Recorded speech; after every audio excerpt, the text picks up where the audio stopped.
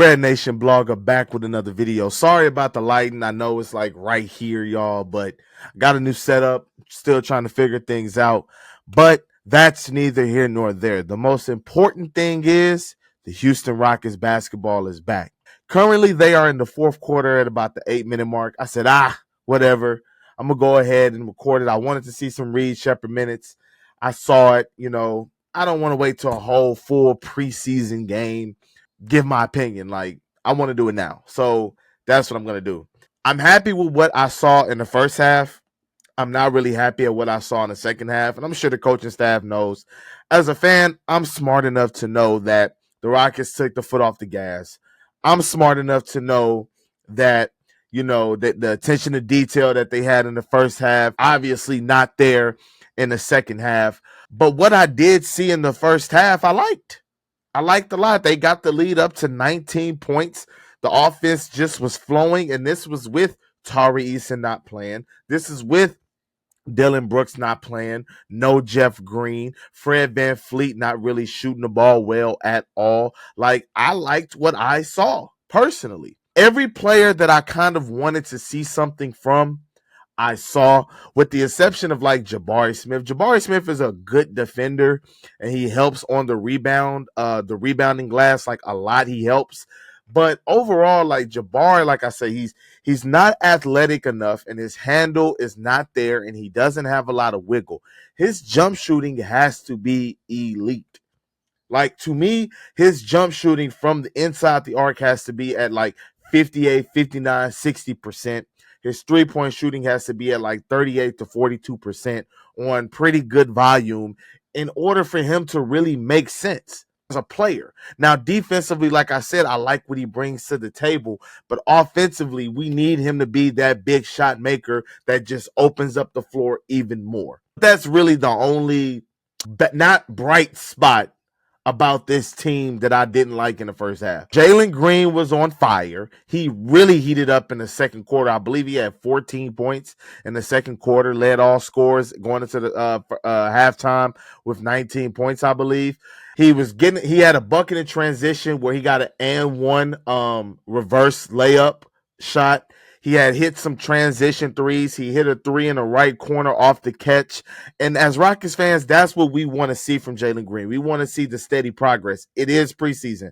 I remember in his sophomore season, the year that the Rockets still had Steven Silas, I made the bold prediction that he would average 22 points per game on really good efficiency, and it really didn't come to fruition. He averaged 22, I believe, but the efficiency wasn't where it needed to be, or he was right under 22 or something like that. So it's just preseason, and it's literally the first game of the preseason. I don't want to overreact, but Jalen was good tonight. Cam Whitmore, 12 points, 4-4 from the field, a monster, 2 monster dunks on Walker Kessler. One of them, I believe, should have been an and one. He still has that really good catch and shoot potential. He played really under control. He has a tendency at times. He can become frenetic. He can be a little bit of a ball stopper. And when he does try to pass, he makes really bad decisions. There was one in transition where he did like a late pass when he could have just passed it earlier or kept it, and it led to a turnover, which,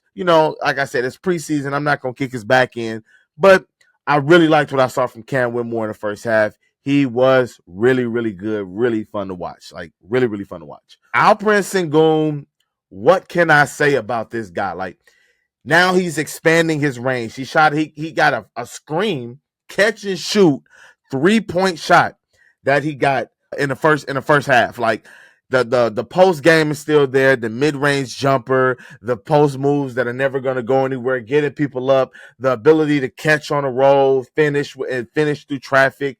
He is just an all-around offensive player. And at the center position, in my opinion, I just believe that is the most important in basketball right now, because the center plays in the middle, and it just opens up everything for everybody as a key. And if your center has handling ability and passing ability and can rebound and can finish and can score, it's limitless to what he can do as an offensive engine and an offensive cog on this team. That's just my opinion. I'm in Thompson. Amen Thompson is a very, very special player. I don't remember all the takes that I had on Amen Thompson, but he's making a case to be in this starting lineup, and he's making a case to that he can really make an all defensive team this year, and he can really, I don't know, like he's just a really special player. The athleticism, the ability to rebound, the ability to play defense. Like he had a strip. He stripped, I believe it was Keontae George, and he went down and he slipped. It looked scary. I'm not gonna lie, my heart dropped. I was like, oh my God, is he hurt?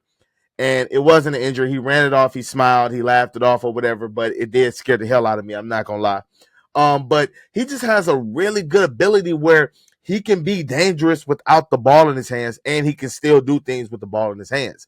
The Rockets aren't using him traditionally, and that's what I love. They're using him out of the wing spot. He can get the ball, grab it off the rim, and go to full length of the court. He can get the ball in the half court. Yes, we know he's not a corner shooter. We know he's not a three-point shooter. He always catches defenders sleeping. Despite that, backdoor dunk, backdoor, the defense recovers. He swings it out. Like, it's always just a positive play with Amen Thompson, and you just can't get enough of that. The shooting has to improve, but all in all, like, he's just a really, really complete player, it seems like, outside of the shooting. Like, he just fits this team, and he's really making a case where Dillon Brooks might have to come off the bench.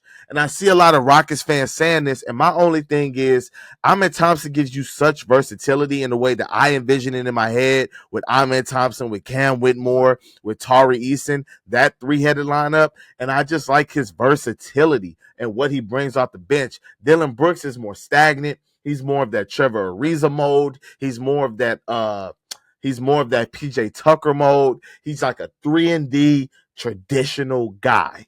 You know what I mean? And I like that for the starting lineup. And you can shave his minutes down to 22 to 24 minutes if you just got to get Amen Thompson there. But I don't know how I feel about Amen in the starting lineup as of now, but I'm not opposed to it. That's really all I got, man. I really don't have a lot else. Reed Shepherd was okay. I liked what I saw from him. I want to see him knock down threes consistently. The mid-range jumper is there. But I just want to see him knock down threes consistently. And I want to see more from Jabari Smith. I want to see elite shooting from Jabari Smith. That's what I want to see. That's my gripe. That's the only thing I have. Last note before I get out of here. Steven Adams is a screen setter. The space that he gives you off the screen, ask Jalen Green about it. Wet every single time, wide open. As always, thank you for watching. RedNationBlogga out.